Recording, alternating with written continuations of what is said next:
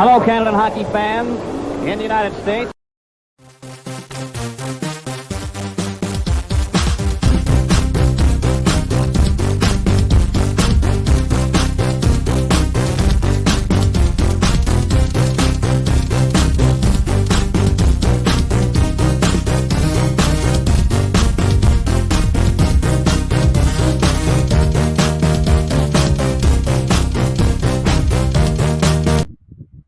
Hello, everyone, and welcome to Hockey Time Machine. I'm Glenn Dreyfus.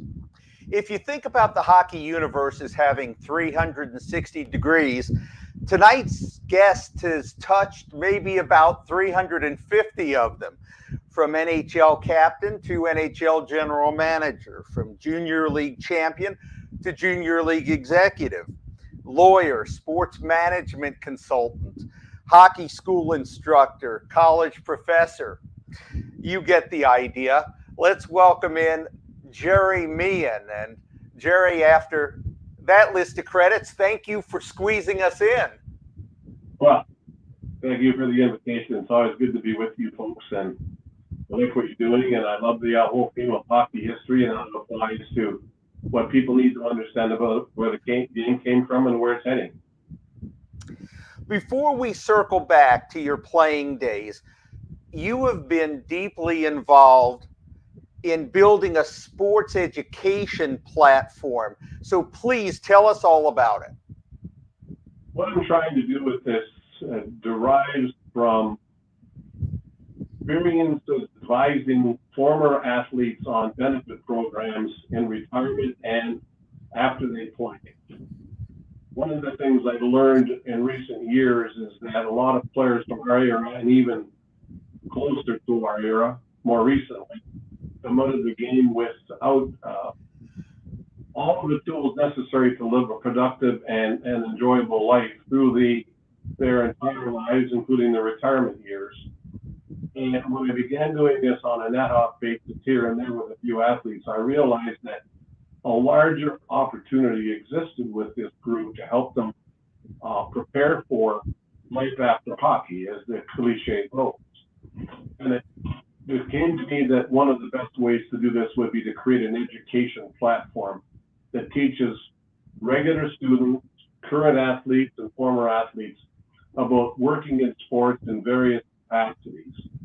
Focus is on working in sports in the management side, the coaching side, the agent side, the athlete representation side, the legal side, the analytics side, and in the whole general operation of a sports franchise, including the arena operations of multiple team events being delivered to an audience in a community like, for example, Toronto, Maple Leaf Sports Entertainment, in Buffalo, Pagula Sports Entertainment, the Bills and the Sabres, Madison Square Garden, on and on.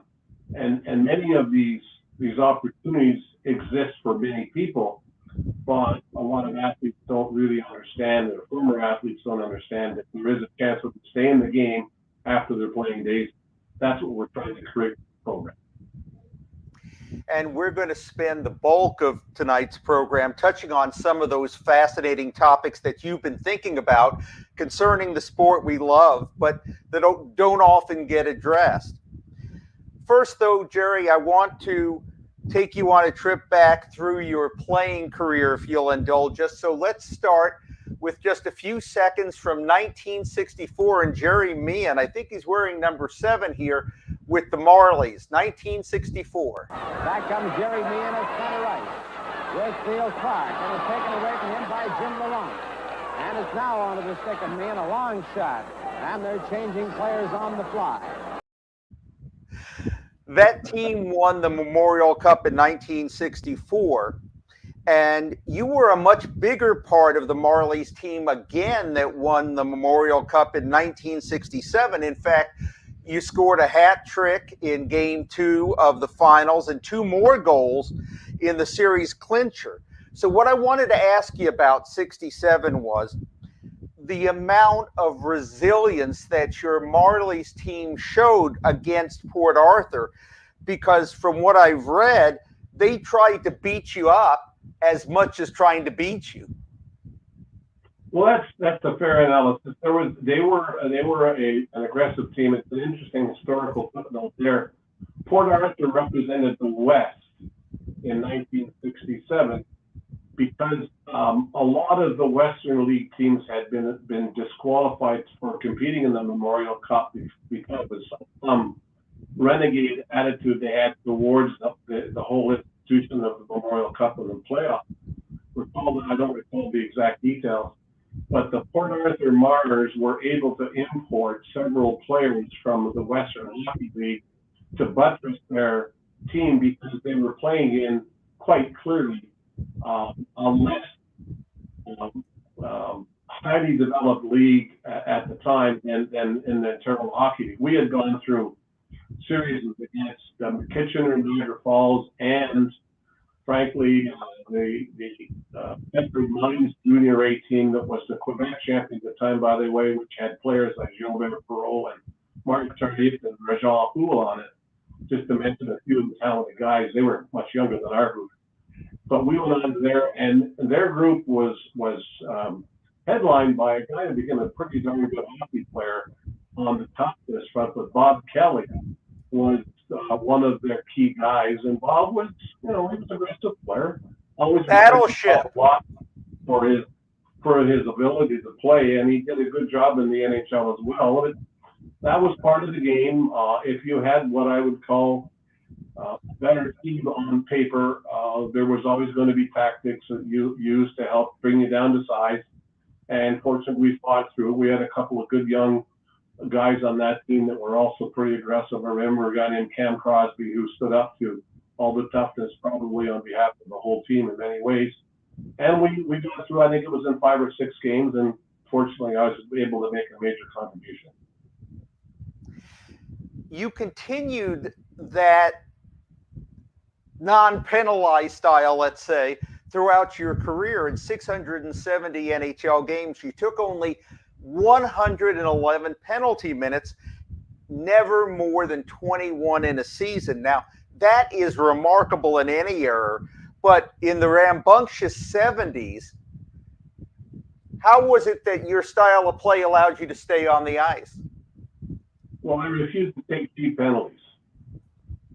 Hooking, holding, tripping guys, other guys was something that I decided I wasn't going to participate in, just to build up confidence. And, I had my share of scraps with the players who felt I was able to be backed down by intimidation, but, I held my own at times. But I just made it my own rule that I would not take cheap penalty minutes just to drive penalties, numbers of penalty minutes on my statistic group. You get to the NHL with Toronto, 25 games, limited action, no goals. You get traded to Philadelphia, about a dozen games, limited action, no goals. Were you worried at that time that maybe your NHL career might end before you really had a chance to show what you could do? Very much so. But, teams take a look at you and they decide whether or not they fit your profile. And in those days, there was no waiver draft or no free market for players to go to other teams where they might get a chance. You were at the mercy of the team that owned your rights, and the team that owned your rights at the time, Philadelphia, decided I wasn't in their plans, and I was off to Seattle. Yes, you come up to my neck of the woods because I live in a Seattle suburb, and you play a year with the Totems. You have an outstanding season, and the Buffalo Sabres take notice. So tell me next, what was it like on the ground floor with a brand new franchise? Well, at that time, it's a little bit of a personal background. I had noted that this was probably my last chance to be an NHL regular. I was already, I guess I was going to turn 23 that year, and 2 years was going by, and I really hadn't established myself at the big league level. But I felt that being drafted by Buffalo gave me a chance to have a realistic opportunity because I had played under the regime of Jimlack for probably most of my development career. I spent 5 years in the Toronto amateur organization with Neil McNeil and the Marlies. And then I went to Tulsa, Oklahoma, which was the league's principal farm team for young prospects. And so when Punch was let go in Toronto, my opportunity to be recognized as a player he was familiar with, I guess they figured I was a relatively low risk and not fulfilled potential at that point that I had shown in my junior career. And it was worth an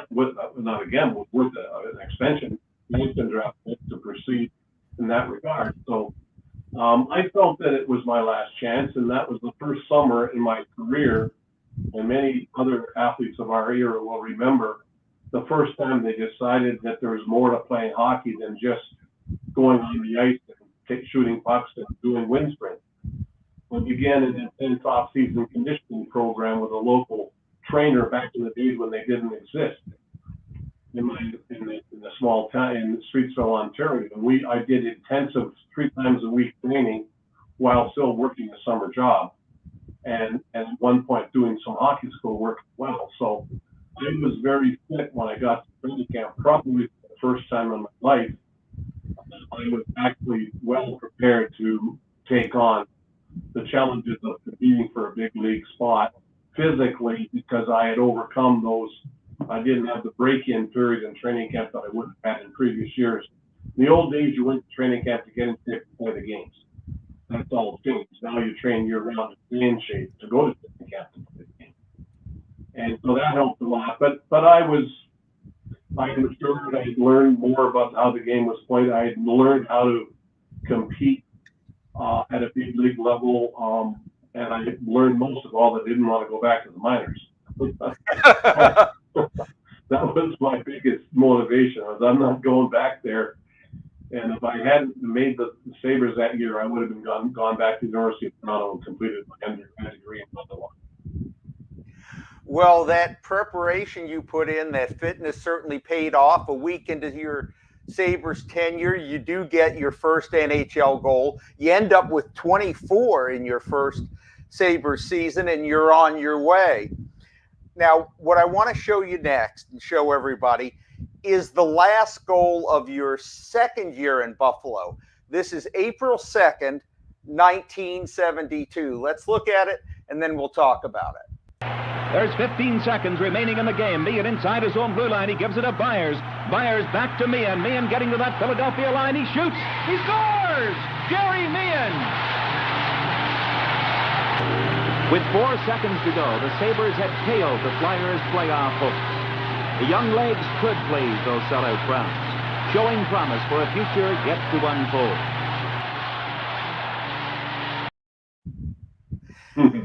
Even though, Gerry, that wasn't revenge on Philadelphia for letting you go, can you pretend that it was? It's hard to pretend it. I mean, these kinds of things become hallmarks of a career, I guess, because it was so daunting. But I often think the animosity that was created as a result of that goal by the Philadelphia fans and players, I guess, was offset by the good team I received from the Pittsburgh Penguins for doing it. They made the playoffs over the Flyers that year. I guess it's up in both directions, but it was definitely how do I say this? Something I bet one of my best memories is when there was still 4 seconds left in the game, and that was my 19th goal. And the 4 seconds in the game, I stayed up for the face-off, and it was an empty net. They didn't put the goalie back in. They were trying to tie the game with 4 seconds left, or come back into the game. And I won the face-off forward and shot it at the empty net, just missed. And that would have been my 20th goal. It was probably a $5,000 or $10,000 bonus in those days. That's my most memorable remembrance of that. The missed one on the empty net. Just following the one before. Did any of the guys you had played briefly with in Philadelphia ever come up to you later and say, Gerry, why'd you have to do us like that? No, they did different things than that. Oh, different.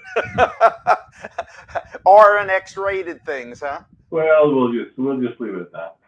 Okay. What I loved was the scoreboard at the odd announcing not only the goal, but that it had knocked the Flyers out of the playoffs. That was kind of a nice touch. Well, that I wasn't really paying much attention to that. In those days, our scoreboard or our ticker at the top of the lower level of the orange seats would flash regular messages around the arena during that time. But I see it more historically in the repeats of it than I did at the time. Okay, another memorable part of your tenure with Buffalo. I want to show everybody a couple of photos. This first one isn't a hockey photo, but it is the photo that won the Pulitzer Prize in 1957 of a man in uniform sharing a moment with a child. And it reminded me so much of this photo of a man in uniform, you sharing a moment with a child. What do you remember about this shot, which became famous, and the circumstances around it? Well, these are things that at the time you're not really paying much attention to. I've seen it more historically, and actually I went to a memorabilia event at the Key Bank Center recently, where the guy who owns that picture showed it to me again. And I remember that it became almost an iconic picture that went, well beyond hockey. But at the time, in those days, there wasn't the security that we have today. And now the players all enter the game and come off the ice totally secluded or sequestered from the fans. In those days, people would have their grandchildren standing beside the entrance of the locker room, and you'd be coming out and somebody tap you on the shoulder and say, can you say hello to my godson? I imagine that was part of it. Somebody just said, Gerry, would you mind having a picture taken with this young man who's a big fan? And I did, and went on the ice or came off the ice, went to the locker room, whichever. And there it is. I didn't even realize it was there until I saw it years later in some kind of a photo display. The Buffalo News, just within the last couple of years, did some detective work and found out what actually went on in that photo. Yeah. For half a century, they thought this was a boy. It's actually a 3-year-old girl. Interesting, huh? Her name was Carolyn Maxwell. It's still Carolyn Maxwell. She ended up being a school teacher. And what happened is she and her 5-year-old brother were going to the concession stand. She got separated, and somehow she made it down to ice level. There's a thought that the officer in the background, his name was Art Starks, and that maybe he brought her there where he could keep an eye on her, and maybe he's even the one who outfitted her with the gear. But she was 3, she was lost, and you just happened to show up. Well, I had no idea that was the backstory, but that's very interesting. Art was a great guy. He was the security guard at the back, but he was an amiable fellow, and he was friendly to all the fans, and he was a real asset to the security in those days, because it was pretty minor and there were no incidents. But I would imagine he was very much a part of the Sun, for sure. They made an announcement on the over the PA system, and father got reunited with his daughter. The photographer, by the way, I want to mention, was Dave Schofield, and so he's the one who took that photo. Now, you may have noticed also in the photo that Gerry is wearing the C on his shoulder. I wanted to ask you, what did you recall being a captain of such a young franchise, and even how to be a captain and all the extra responsibility of being a captain? It was a real challenge. I mean, interestingly enough, I had a conversation with some local people today about that, and they said, "What it was like?" I said, "Well, in those days, no." A fellow asked me a question: "How did you feel about being voted captain?" And I said, "There was no vote in those days. Punch Emelec told me you're the captain. We didn't ask me whether I wanted to be. It didn't ask me to whether I liked the idea. It's just you're the captain." And in those days, Floyd Smith had just retired or was retiring, and I was probably the oldest of the younger players on the team. I had Donnie Marshall and those guys that moved on. And interestingly enough, the prior picture showed Tim Horton in the picture. Tim was a great help because he was the rock of our team that season, and gave me a lot of comfort in knowing that I didn't have to be the wise old veteran, which is often the captain's job. And just play hockey, it can be a burden. I mean, it's a huge responsibility, and if you spend time dwelling on more than just your role as a player on the team, it can be a debilitating burden for sure. But I welcomed it because, if I said you're the captain, that means he had confidence in me to be able to take on that role with this young team. You really broke out in 72-73. You scored a career high 31 goals. Let's take a look at one of them. Left it for Carrier. Now Atkinson picks it up. Atkinson moving at center with Gerry Meehan to the Boston line, trying to break through. It goes to Meehan, going in and goal. Alone, a backhand shot. He scores! Gerry Meehan. So Meehan makes up to the goal post that he hit in the first period, as Coach Joe Crozier put Atkinson on the right wing, and Atkinson did the work, leaving it for Gerry Meehan. And the reason that he had Atkinson out there was because Jim Lorenz had just played the power play and was tired, but Atkinson carried the puck right inside, beating Gilles Gilbert on the backhand to right between the legs. And you really got hot down the stretch that season. We had a pretty good team. It was a playoff-bound team. It's interesting when you talk about teams and their chemistry and how they're built, and that's one of my favorite topics of conversation, is how you build teams, how you structure teams around roles and responsibilities. And we had that season we had the French Connection line, which was probably one of the top 5 or 6 most offensive lines in the game. We had a checking penalty killing line that involved Don Luce and Frank. And we had a middle line that was me, Jim Lorenz, and either Steve Atkinson or Huey Harris, and we were kind of like the second power play, second penalty killing units. And that was a really good blend, along with some very solid defensemen, including Tim Horton, Jim Schoenfeld, Billy Height, Larry Carrier, and quality goaltending. So we were a very capable team.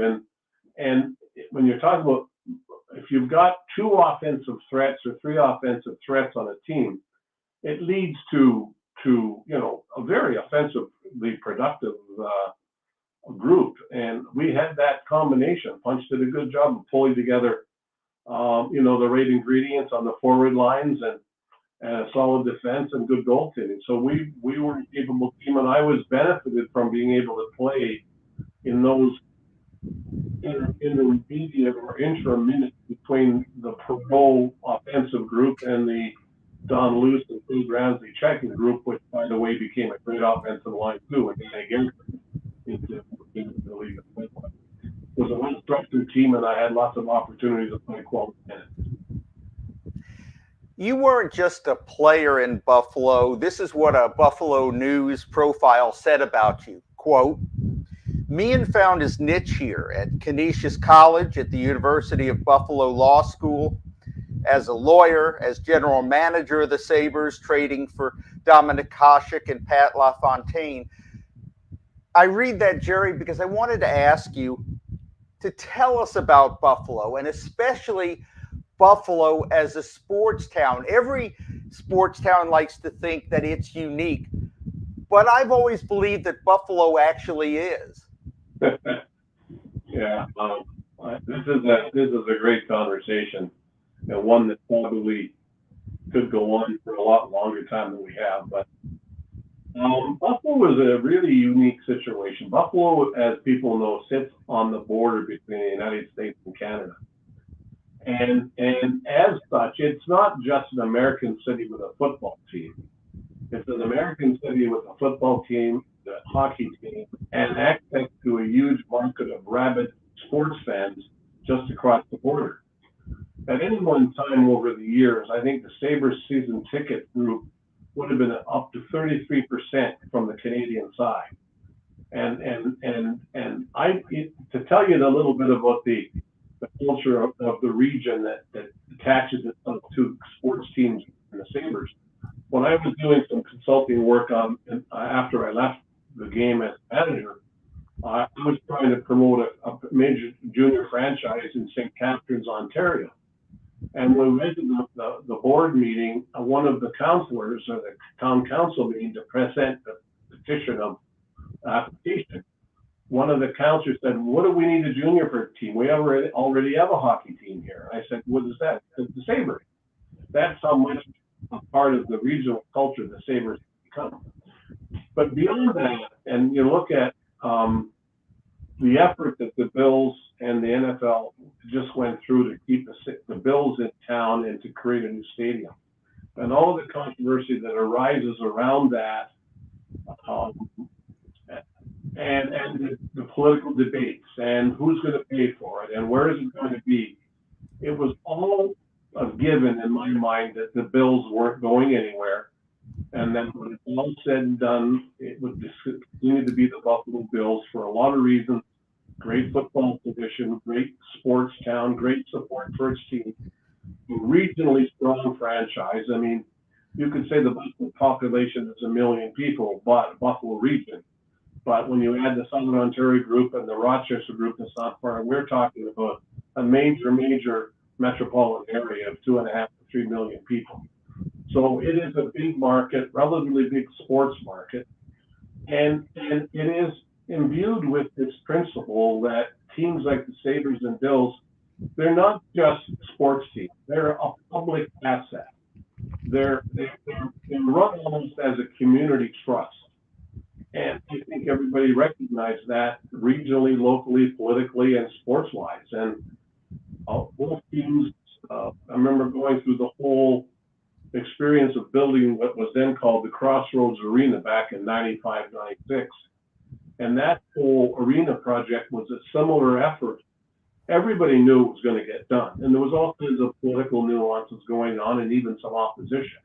But at the end of the day, and at the end of the process, everybody knew the Sabres weren't going anywhere. We're going to build the arena, and then they're going to stay. So it's hard to describe beyond that, but it is really strongly imbued into the community culture and for the better of the community, for sure. I haven't lived there like you, but I have made visits to the Niagara frontier, and you really do feel the passion when you're there. And I like underdogs, so I'm rooting for one of those Buffalo teams to break through and bring a championship just like you are, Gerry. That's for sure. Well, that's great. I think that they're both looking like they're heading in the right direction for that goal to be seen sometime in their future. Now, quite a different culture situation. You make a brief stop in Vancouver, but then I want to ask you about playing parts of 2 seasons in Atlanta. If you can describe it, what was it like playing in the Deep South in the 1970s? Great, strange and unique. I mean, I remember with the problem of getting access to public information about the team. Our home games generally would be Friday nights, but if you know what goes on in the southern United States on Friday nights, it's high school football. So it was very hard for us to crack the community ethic. But Atlanta still think there should be or could be a team there. It become quite a multicultural community with all kinds of people from all parts of the world and all walks of life, so they could certainly support a team. But the problem, I think, with Atlanta is that it never had an arena located in a place that could take advantage of demographic support that it would get from certain parts of the city. And I don't know what's going on, and I had some minor contact with people when they were going through that the Thrashers experience. But I went to Atlanta happily from Vancouver because I once again didn't find that niche on a team that I needed to be productive. And I got to Atlanta, I thought I was going to be in that position, but it didn't happen. And the following season, being traded from Atlanta to Washington was at the time a real disappointment, because I was prepared to see my way through and try to establish myself in Atlanta, but that wasn't to be. So my memory of it, good guys, great organization. I got Cliff and David Poyle were great guys. David was the assistant general manager and Cliff was the general manager. And it was fine, but again, you're on teams that have set rosters. When you get to them, it's hard to crack that lineup in a role that you can be productive in your own way, like I had in Buffalo before I left. So then you go to Washington. In all your years in hockey, have you ever experienced a training camp like the one that Tommy McVie held? You better bring your running shoes. I remember getting this thing in the mail in the off season. It's like this workout book. What is this? It's got all these exercises and things to do, and then this expectation you would be expected to do certain things, like do a certain number of push-ups, do a certain number, run a mile in a certain length of time, and so you would train for those two things to be able to get past the initial test, and then you would at least be able to get onto the ice and play hockey and get in shape that way. So they were demanding, and the expectations of fitness were beyond anything I've ever seen. And the fitness at the time was really not that radical, but from historically, from what had been showing up training camp to get in shape into coming to training camp ready to play the first preseason was a dramatic change. So some of us who were a little bit more old school had to do a little extra work later in the week. But it was all very good. Tommy was a great coach, great for me. Understood my strengths and abilities and weaknesses and all the stuff that goes into understanding your team. And that was one of his great talents. His coach was not just the motivation and the conditioning, but also understanding how players fit into a lineup. You made, during your career, a couple of appearances as a cover boy on the cover of Goal magazine, and I'm going to show you this one, which is really an unusual photo. And I don't know, was this an audition for you for Attack of the 50-Foot Hockey Player? I don't know. I mean, I'm looking at it now, and I don't know if I've ever seen that before, so I really can't answer a question about it. But it's interesting. Wondering what it took. I think sure from. They set their camera under the ice, a little lens. Yeah, that's what they did. They embedded a camera underneath center ice, and so I'll send this photo to you because it's very intriguing. You're wearing the C. Apparently, you were captain for a while in Washington as well, and you're playing the Bruins, and you're really tall. Well, don't say that. I guess I was. Last playing days question for you. In 76-77, you have a career high in points, and the Caps win 24 games, which was more than they won in their first 2 seasons combined.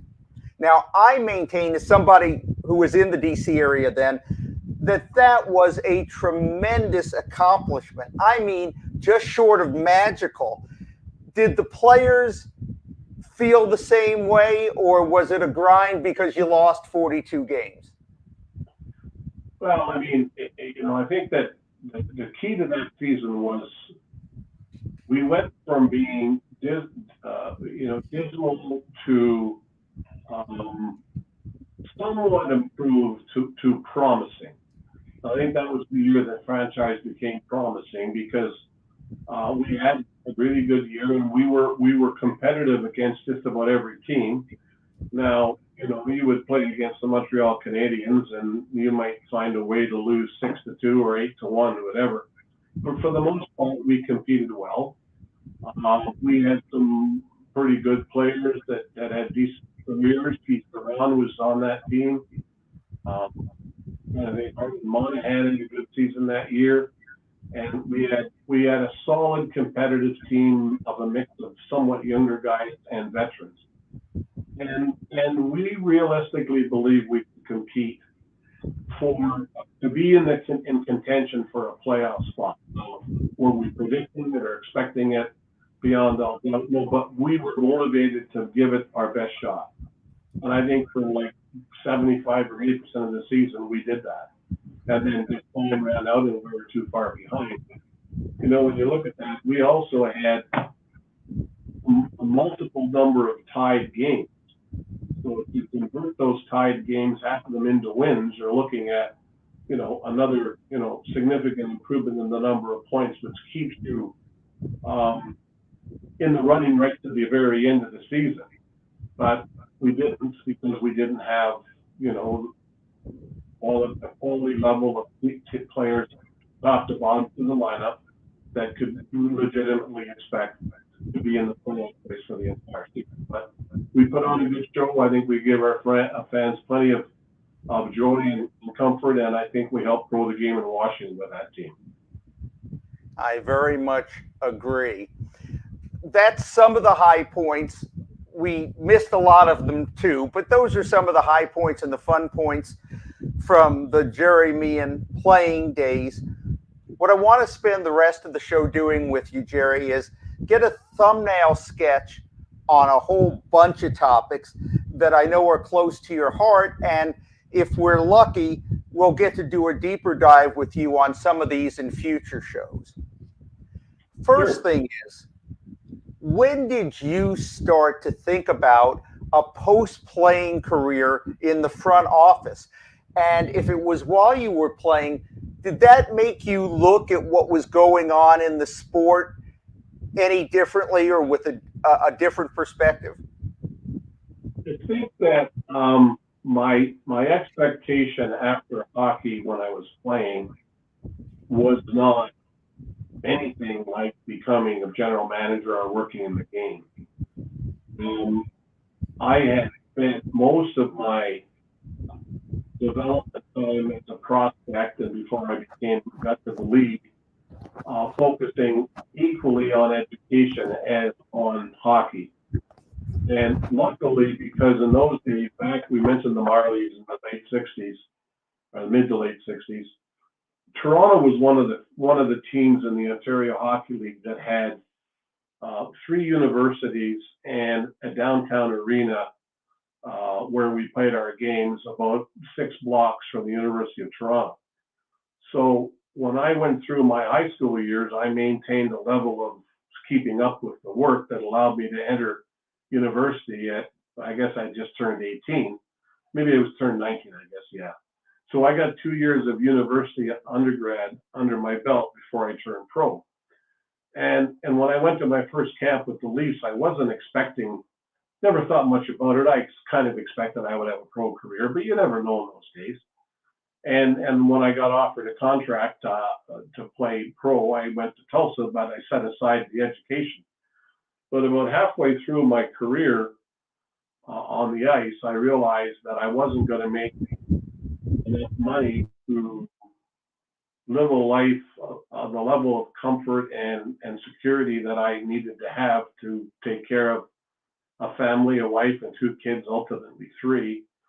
And that at some point I had to start planning for post-hockey activities without knowing when that might come. But, you kind of have a sense that, I always kind of felt that if you made the league and became a credible player, you could expect to get 10 years out. So I was looking at mid-30s as, 33, 34, 35 is the end of the trail.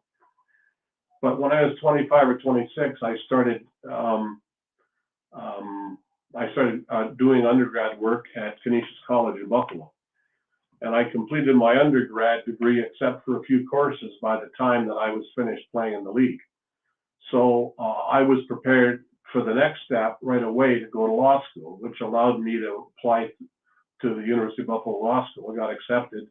So there was really no transition time in terms of what am I going to do next that you wonder about for 2 or 3 years. I was ready to go to the next step. Now, when I went to law school, I had no plans of being back in the world of sports necessarily. I expected I would, get my law degree and pass the bar and practice law locally here. I kept my home in Buffalo as our home base when I did all our travels. So I thought that would be just, something that I would do and do, capably and well with other people that were doing the same thing.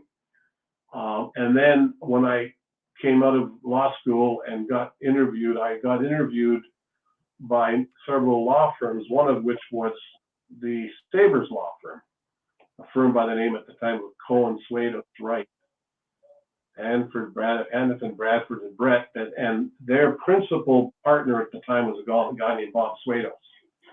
Bob Swados was the secretary of the National Hockey League and was one of the members of the league's executive council. And so I began to work with him and under him on matters, business and corporate matters related to hockey. The league matters. We did a lot of work on workers' compensation for the league. We did a lot of work on immigration and planning. We did a lot of work with contract negotiations for the Sabres, drafting contracts that had been negotiated but needed to be drafted. And in those days, contracts were a lot more complicated because you had to build into them a lot of different incentives and conditions that are no longer allowed.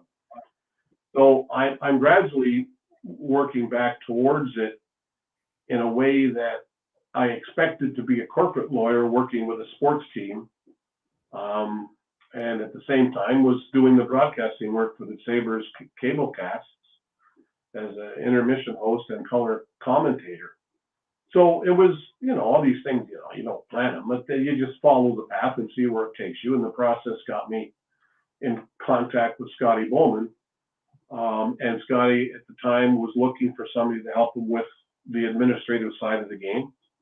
And the league, the club was looking for somebody to come in-house as a in-house counsel to support Bob Swados' efforts. So I was offered the assistant general manager, corporate secretary job as a result of that process.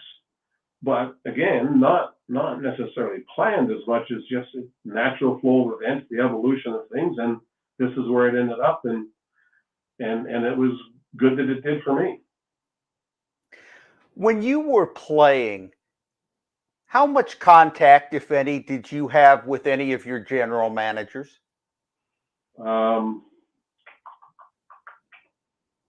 Whenever you had a contract to negotiate, you went to his office, he told you to sign this. And he would, this is your contract for next year. And you would say, okay, and sign it, and then you go back and play hockey. And the answer is really none. Now, that's not to disparage any particular general manager. It's just that there was no dialogue between players and managers except welcome to the team or sign this contract. And I never had an agent. So that, that was your direct contact, was when you were negotiating a contract, you were listening to what they had to say and tell you what you're going to be paid this year. but there was relatively little negotiation. It was mostly done, as you're still with the team, congratulations, and have a great season. The other time you might have a contract with the general manager is if he traded you. I call you if you're traded to Vancouver or you're traded to wherever. But there was no direct dialogue really in my memory with any team that I played for with the general manager. I thought that, remember when I went to Philadelphia, Bud Poyle was the general manager. He was a very gracious man. Cliff Fletcher was really gracious in Atlanta. And so was Max McNabb in Washington. But it wasn't like how you feeling today or what do you think of the team or should we do this? It was non-existent. It was basically you played and they managed. And the old adage, owners own, managers manage, coaches coach, and players play. Trainers train, and the media complain about everybody. How about when you were on the other side of the desk? Same philosophy when you were Sabres general manager? I would say a little softer than that, but there is an interesting bit in the Moneyball when Billy Beane sends his assistant on a road trip. And the assistant is on the road trip, and one of the players, I think it was David Justice, I'm actually playing David, says, "Why doesn't Billy ever travel with the team?" And he said he's afraid to get too close to any of you guys because he knows he's going to have to get rid of you now and then. That was sort of the rule. I mean, I would do anything within reason for any of my players, and in many cases did, and not. We're not going to get into any of those kinds of situations where you would help them out. But general managers, are really a good lot then and now. I remember when I was buying my first house and I didn't have enough money, and I went and asked Punch about could you help me out with this? Can you send me to a banker and help me? And he made a call, and somebody called me and said we can help you, and it was all arranged. But it was never really, like a father-son thing or that. It was just basically good relationships, but very cordial, but on a very, very business-like level. Well, let's follow up on that, Gerry. How difficult is it to go from being one of the guys to being the boss? Not easy. Especially in my situation in many ways, because I became the general manager of the team with players on it who I had actually played with. And there's always this cultural thing about managers and players or coaches that are living in different spheres, not getting along. And I tried to avoid that. But, you do have to manage a team when it comes to the relationship with the players in a way that you can't get emotionally involved in their lives as much as you might like to. So there has to be some distance, but that distance is not antiseptic or discouraging in the sense that he doesn't like me or I don't like him. It's just the way the business needs to be run, because if you were to create a personal relationship with every player, it works both ways. The player has to make a decision to miss the court sometimes too. So it's really quite. Are we losing this? It's getting darker. If you have a light that's. I'm going to do something about that. Yeah, I can do that. Go ahead. I'll just hum a few bars of. No, that would be a good idea. Okay. How was my sound? You sound great. Okay, good. Heard a little feedback. Yeah. So you have pointed out, I've heard you mention rightly so, that being a general manager used to be a one-man show, and that is absolutely not the case anymore. I think that a lot has changed in the game generally over the course of the years.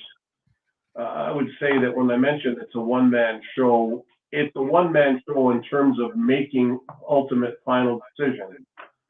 But even then, there was 3 or 4 key people you had on your side. I often say that, you have to have a top amateur guy, a top professional guy, and a really, really effective executive assistant to properly manage the flow of communication. And you really have to be able to delegate day-to-day administrative responsibilities. But when it comes right down to it, the final decision on all these things in an organization, at least in my experience, has been everybody looks to the general manager when it's time to make a decision, and you better be able to willing to take on that responsibility. So if you come to a difficult draft decision or a trade decision, you will definitely bring into the discussion everybody involved in the organization and the coaches too. I mean, between your top amateur guy, your top pro scout, your coach, and your executive assistant, that's the key group of people around which your information flows to and from the general manager's office. But at the end of the process, after all the thinking has been done, the thought process is completed, and the consensus of building has been concluded, the general manager has to make a decision. That's just the way it needs to be. Otherwise, you would be drifting around in uncertainty, not only your own uncertainty, but the uncertainty message gets delivered to other people, and it's bad for an organization. So a general manager has to take a strong hand and take that time. That's for sure. It seems like there's a divide these days, not just in hockey, but in all of sports. You have your analytics guys over here, and you have your eye test guys over here. Is the twain meeting? What's your view on analytics? I'm happy you asked that question. We're doing a course with the University of Buffalo's School of Engineering, Computer Science, a series of courses on just how data analytics intrudes into the decision-making process in team management, scouting, roster development, player representation, contract negotiation, all those things. And I think people need to understand, when you hear the word analytics is really nothing new in terms of what it stands for. Analytics is information management and assessment and decision making based upon information that's made available.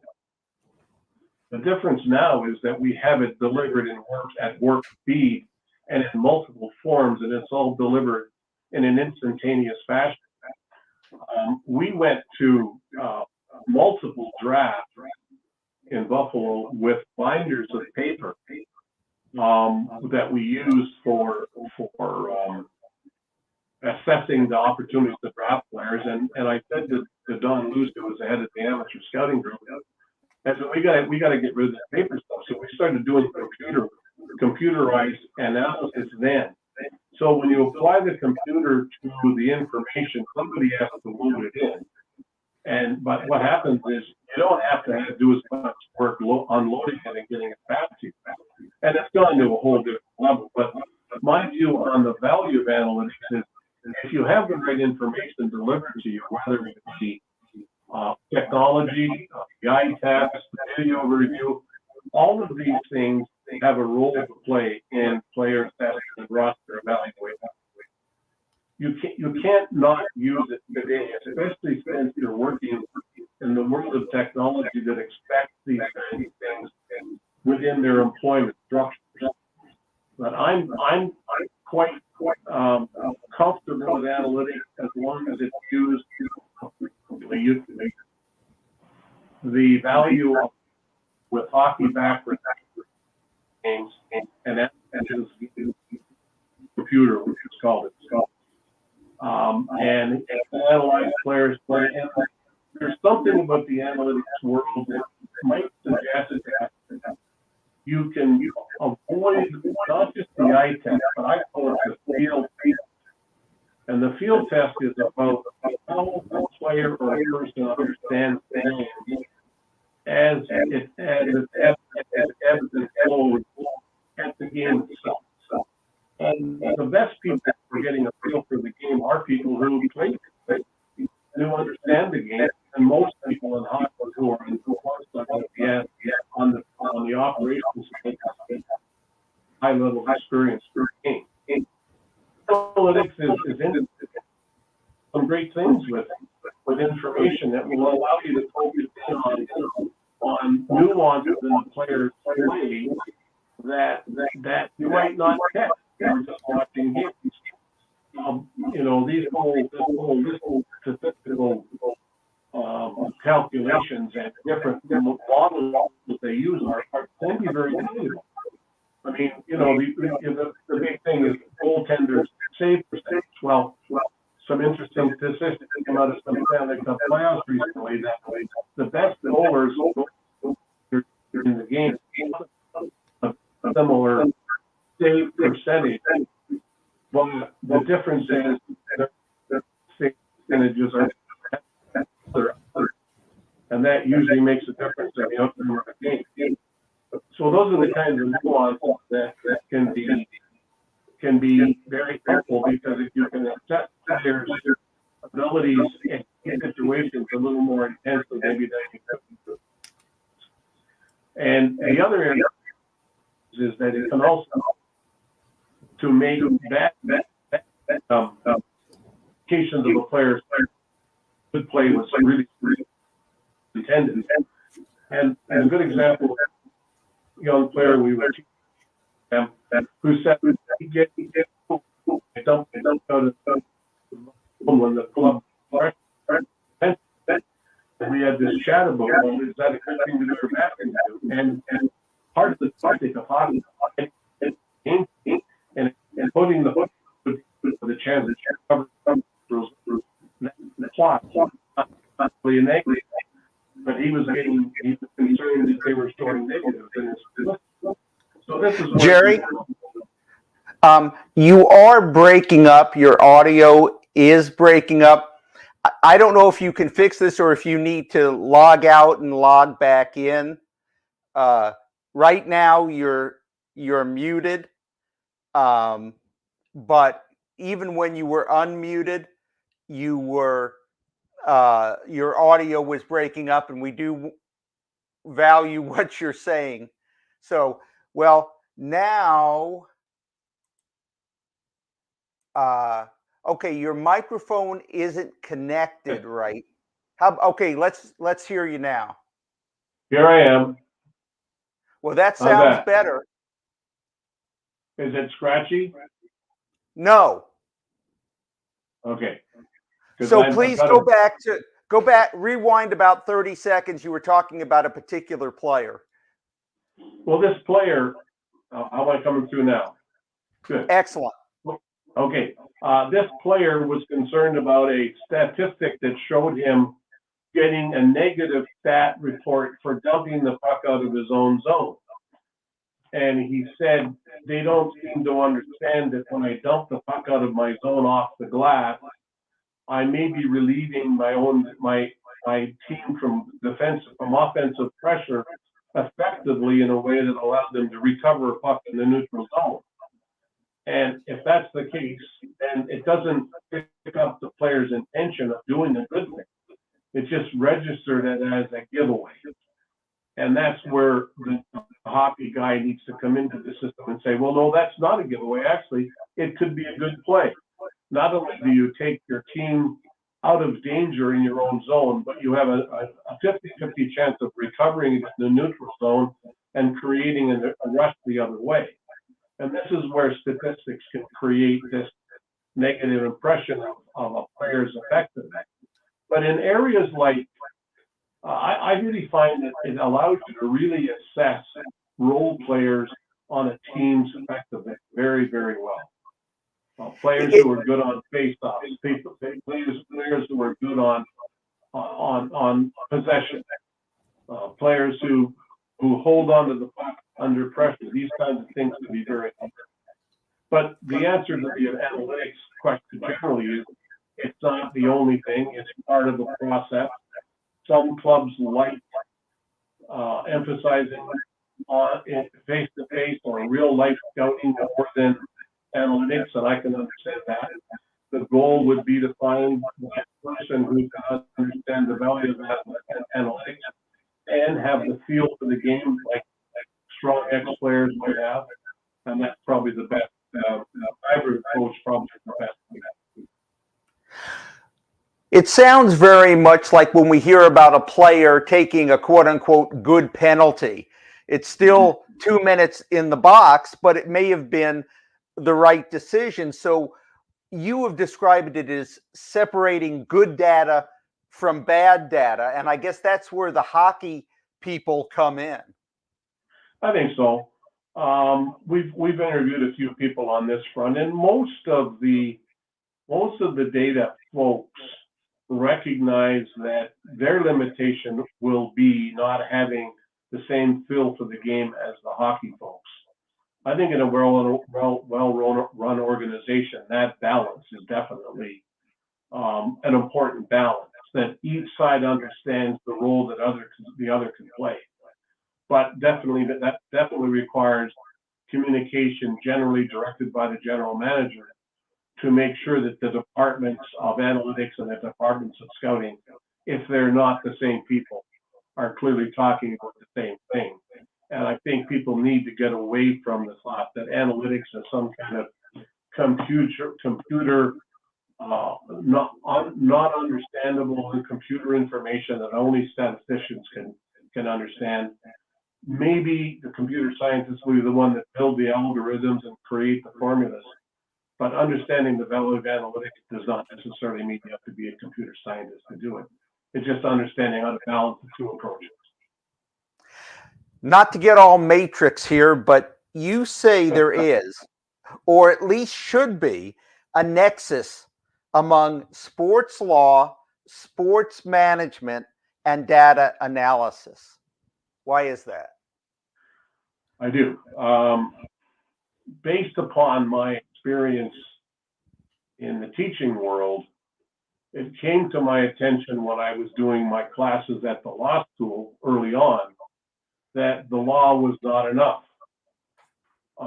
That sports law deals with issues that are not day-to-day operational, although they are important in the day-to-day operations, but not solely.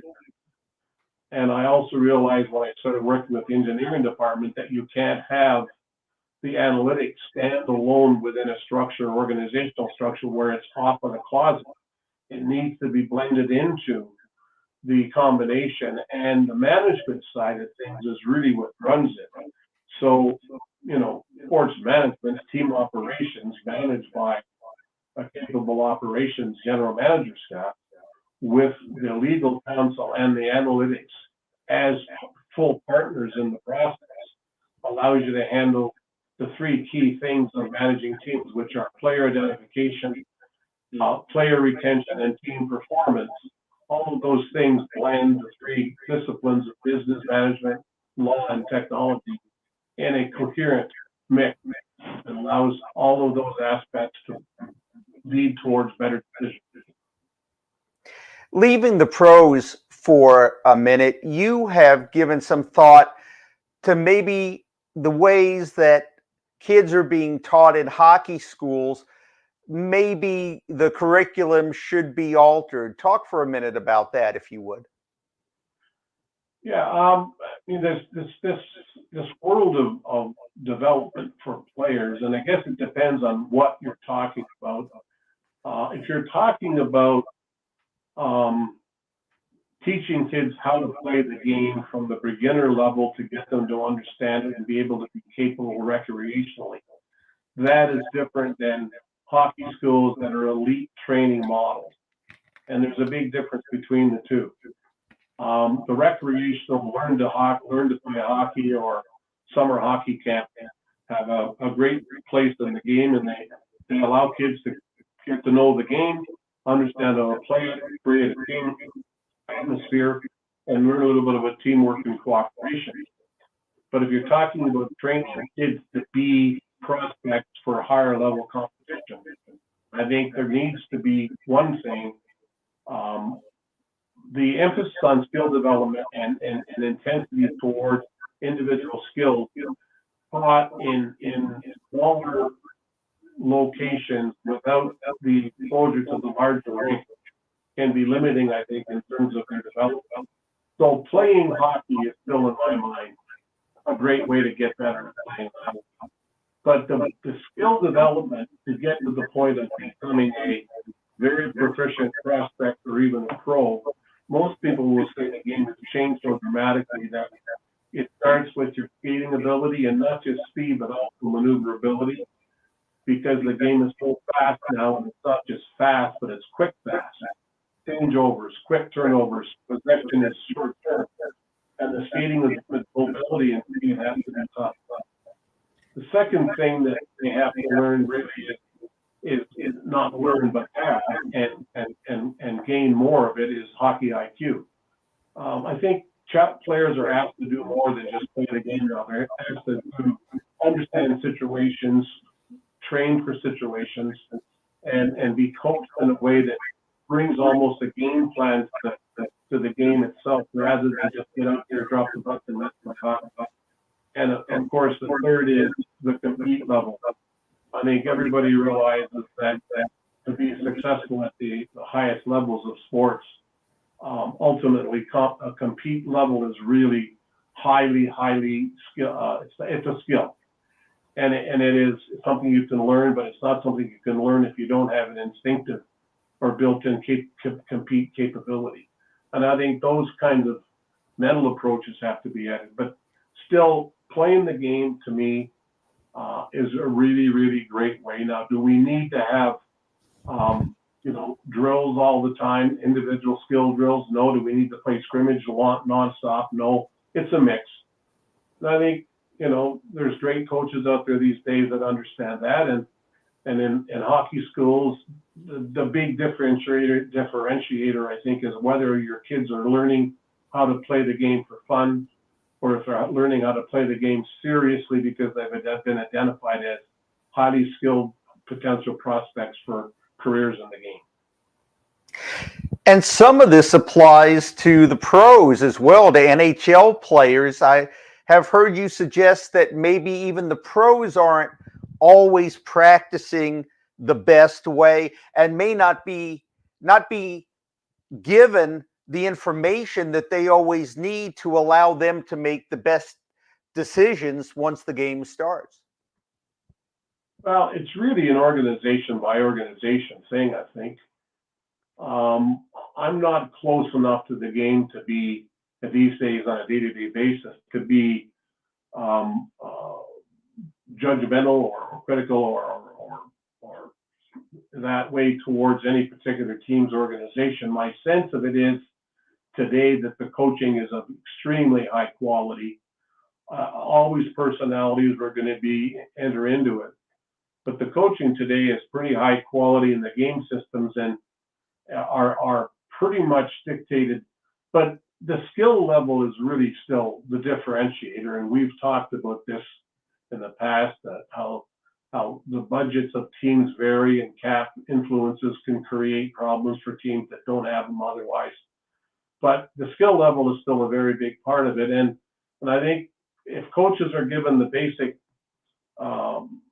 skill level of players to be able to effectively put a game plan into place, then they're going to be successful. But the game is not all based upon formulas or analytics. It's just a game there's a lot of puck luck involved in hockey.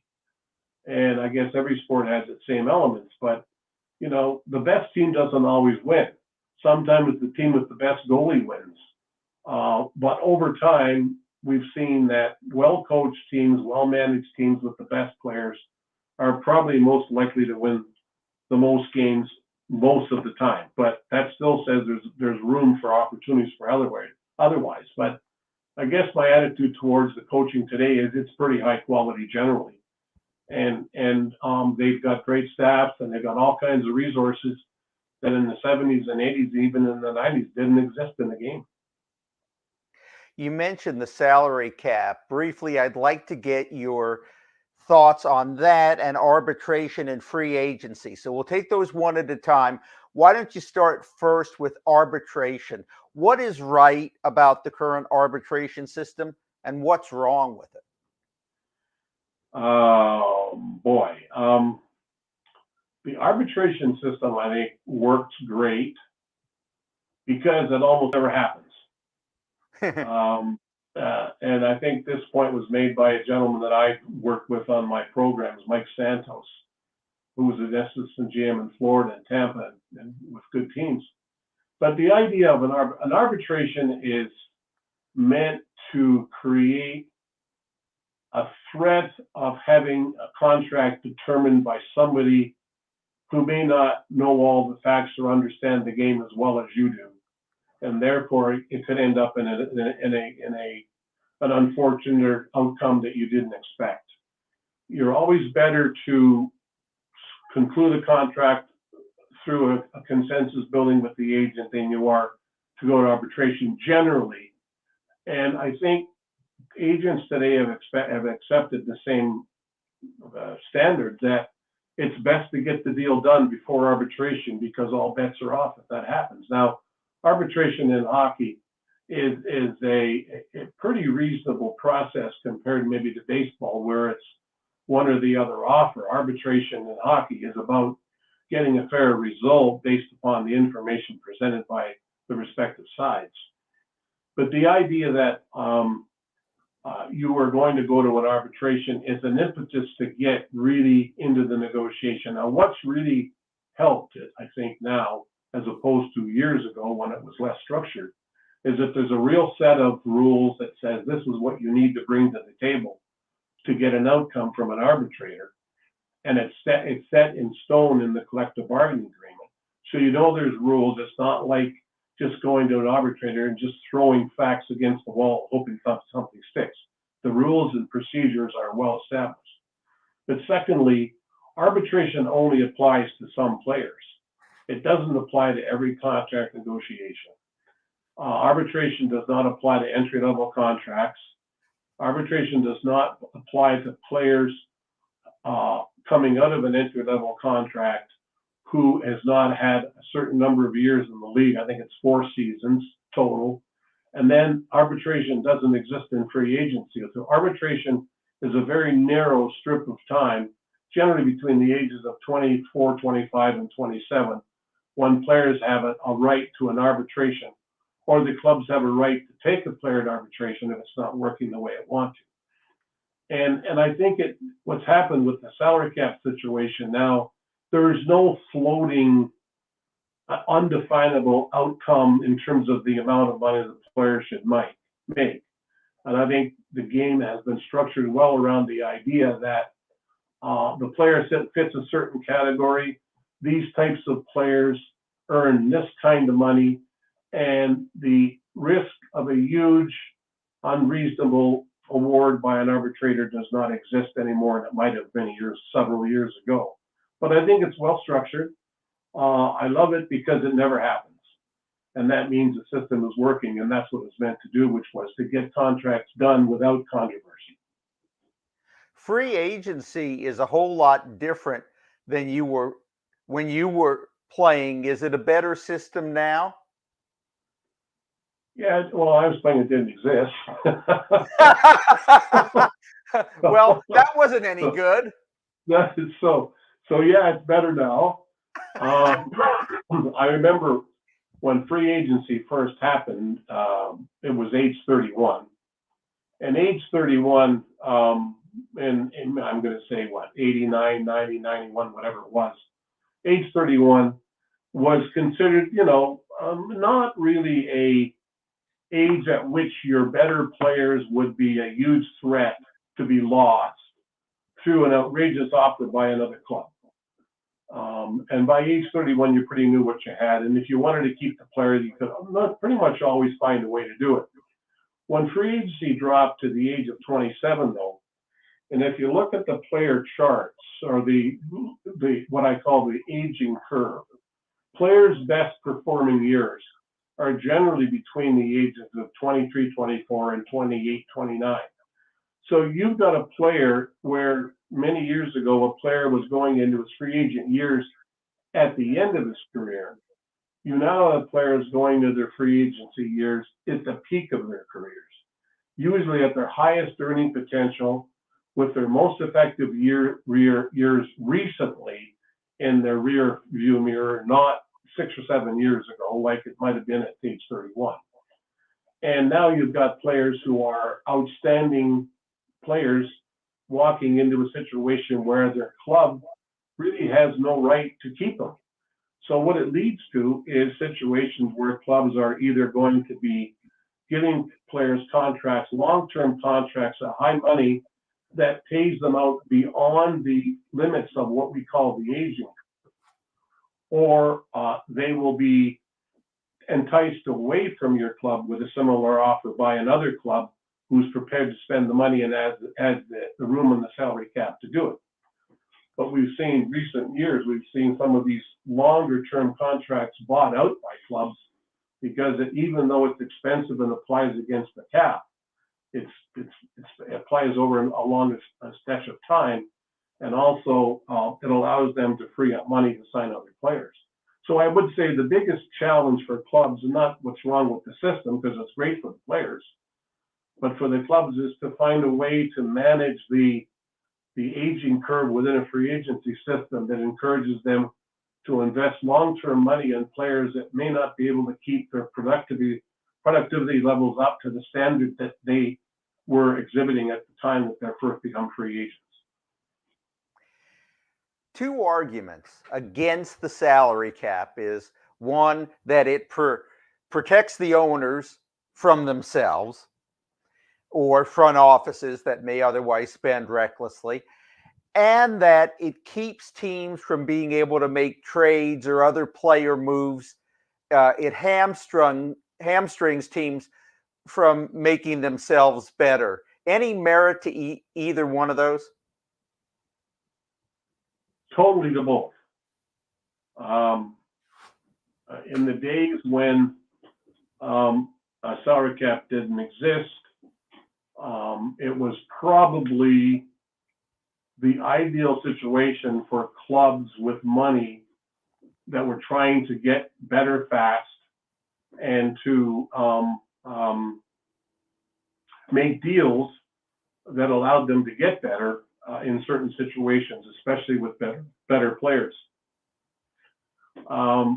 The problem with the salary cap today is that you are bound by immutable standard, inflexible standard that allows you no flexibility if you think your team has the ability to make the next big move to another level, if your cap situation is prohibitive, except in situations where you're creative enough to use something called LTIR, which allows you to keep players on the injured reserve and not count against the cap while you're trying to pursue your outcomes. Now, that can be abused. It can be, I'm sure the league does its best to monitor it, but if a player gets a legitimate injury and is out for a long period of time, they shouldn't have to be penalized by the cap for that.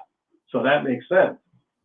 But at the other end of this situation is you have teams which are clamoring for an ability to get better fast because they see a window of opportunity that may not exist in another 2 years with their current roster. And it does stagnate a little bit, but you know, the people who, I mean, cost certainty in a league like the NHL is probably far more important than the occasional foray into free agent wild spending to buy a Stanley Cup. And I think of the two, the better is the salary cap system than the system that would allow teams to be,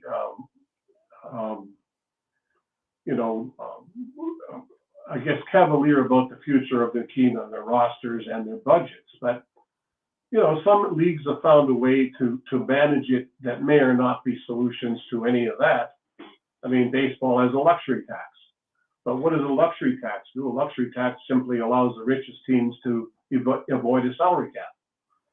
I think football, it still has, I can't say for sure, but they have a franchise player designation or a top 5 designation where they can keep their own free agents if they pay them a certain amount of money within a range that governs players at that position. I would say that with this discussion, I would expect that as they go forward with the next level of contract collective bargaining discussions, the leagues and the teams might start thinking about talking to the Players Association about some flexibilities in that area, especially as the league revenues grow and teams become, frankly, more capable of spending a little more money because the revenues are higher. And the NBA has the Larry Bird exemption, which allows a team to spend above the cap to retain players. Mm-hmm. Anyway, so go ahead. No, I was just going to say, it's they're like most things that are controversial, there's benefits and burdens to both ends of it.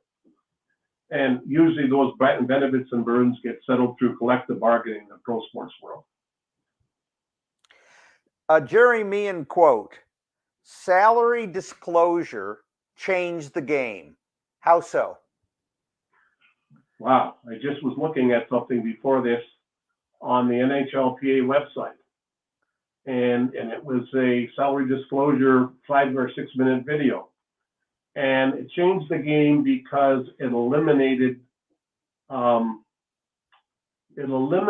the uncertainty clubs had and players had of whether they were either paying their players fairly, or the player was expecting more than he should have received for his play. There was this movement, and it's supported in some cases by misinterpretation of how categorization and analytics work. But there was a movement towards the so-called defining the market of hockey player. And so the market would be, my player is a 30-goal, 70-point guy with a plus minus of 10, and he's a power play specialist or whatever. And all of the rest of the guys in the league make this much money, so he should get this much money too. Before salary disclosure, you had no way of knowing whether or not your player did get fairly paid within that structure. So you had to rely on a number of things. One is you might have gotten some information from other clubs, but not very often. You might have gotten an agent to recognize, there are some things. And in those days, there was even something called, they call it a hometown discount. Today, the players like to play in certain places and they get paid a little less money for playing in the place that they wanted to play. But that doesn't exist anymore. But the disclosure would work well for both sides. The players began to feel that they could count on something to let them know what they should be making. And the clubs had a bit of an opportunity, even though both sides didn't like it very much at the start. One of the commentators on that NHLPA website said 90% of the players were against salary disclosure. And frankly, a lot of managers were against it. I was kind of for it. I thought that, my mentality as a former player was always a little bit like, let's be fair to these guys as well, not just, make the best deal we can. Let's make sure they're being paid fairly, because ultimately, if they feel they're being taken advantage of, they won't be productive players and good people on your team. Good for you. Last topic, and that is the medical care component. Load management is a big deal now and a topic of discussion in pro basketball. Should hockey be looking at that as well? I think it is. They might call it might not call it load management, but I remember that great Raptors team that had a player that was really the single-handedly most important player on their team, and he probably played half the minutes he could have because he was, a bit fragile. He had some injury history, and he played at a high level with high intensity when he played. So Kawhi Leonard. Yeah, but I think it started with, it really isn't as new as we think. It started when we started doing these VO2 tests with bicycle riding back in the day, and they discovered recovery rates. going back probably to the late 70s and early 80s, recovery rates from exertion. And they Ken Dryden talks about oxygen debt in one of his books and things like that. So there was some inkling of that. But load management's great examples are, frankly, when players are overplayed and their bodies are overstressed, they're not as effective. And we had a really good conversation with a good friend of mine and a guy who worked for me too, Craig Ramsey, who's now the Slovakian national team coach. And by the way, their two top players got drafted first and second overall in the NHL draft, as I recall this year. But Craig said when he was working with the Boston Bruins, and he had to take one of their defensemen, key defensemen, was playing 24, 25 minutes a game. And he was coming off the ice spent at every shift. And he was having a sketchy year, but still a really, really top player. And Craig said, what's the problem is you're playing too many minutes and you're on the ice too much. He said, well, no, that's good. I should be on the ice more. I can take more. I can play 30 minutes. He said, no, you can't, because what you're doing is you're wasting the team's efforts while you're tired on the ice. You can't rest on the ice. You have to get off. And historically, great players with great skating abilities could even rest on the ice, especially defensemen. Bobby Orr was one, and this Cale Makar is another one. They can seem to play forever. But this particular player is a big, hulking guy, and he needed more rest. So they cut his minutes by 2 minutes a game, and he went from being a really good player to a Norris Trophy candidate because they reduced his ice time through a principle called load management. So, but how do you find out what's right for your player? And now they have physical tracking technology that allows the clubs to actually track the players, not only exertions, but time on ice and the recovery rates. And they can use that to calibrate directly how much work a player can take. But, you know, when it comes right down to it, in many cases, if you're in the seventh game of the Stanley Cup Finals, your best players are playing all the time. Is what you were talking about, is that what biometrics is? Biometrics, I don't know. We better get some medical technology people on this show. I don't want to get into that conversation. I'm thinking more in terms of the GPS tracking of players on ice and the monitoring. I guess you could say it's monitoring heart rates while they're exerting. I guess would be my biometrics, and it allows the clubs not only to know how effective they are on the ice, but how much rest they need between shifts and how much training they can do. It's probably more appropriate to the non-game days. I will say that, you know, coaches will always get their best players on the ice as much as they can, especially in games that they're trying to catch up rather than leading on the score sheet. But yeah, I would say that this area is really ripe for more study, and also is something that could be subject to some abuse because clubs could use it to negotiate contract values because their performance might be biometrically or GPS wise shown to be reduced or less effective. Gerry, this has been a fascinating conversation, and I want to say to our audience, for anyone wondering, why aren't they talking about Alexander Mogilny, which is both a fascinating and a complex topic? Not only the thrilling tale of the defection and Mogilny's outstanding career, but also how it changed the landscape of the NHL and, in fact, all of North American pro sports. I'd like to save that and plan to talk with you, Gerry, in detail about that in a future show, because I want to give it the time and attention it deserves, and I didn't think we could do that today. So if it's okay with you, that's one of the things I'd like to ask you to join us and talk about on a future visit. Well, yeah, I think that's fair, and recalling those experiences, definitely it would take to really get into the nuances and some of the background. It would take more than just a quick off-the-cuff response to a question asked. So that's a good idea. I look forward to doing that with you. Well, Gerry, we have love talking with you tonight.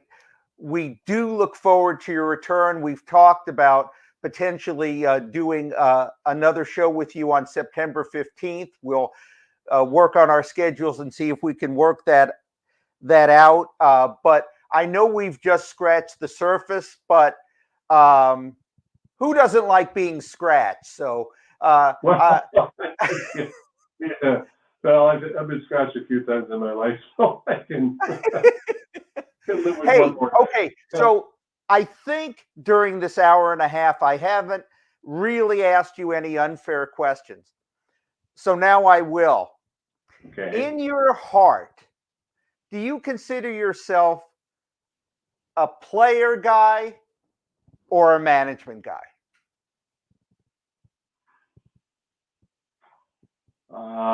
That's an interesting question. I think that's a question that I can only say this. When I was running teams, I recognized that a manager's job is not to be the friend of the players necessarily, but I was always concerned about their well-being. I tried to do things for the players that echoed through their lives beyond just their playing days.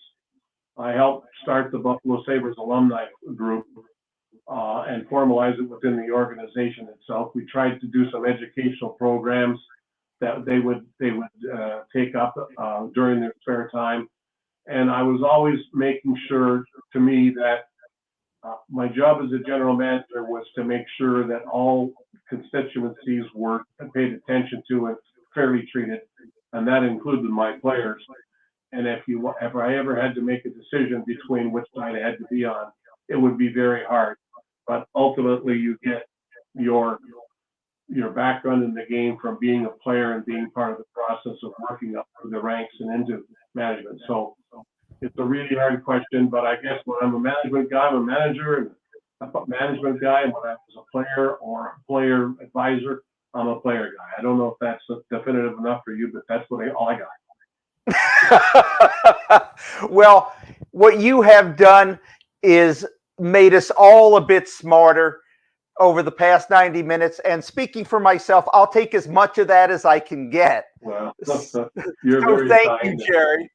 I appreciate you and Paul Laura's inviting me to your show, and good luck with it, and we'll see you down the road. Okay, very good, Gerry. Thank you again.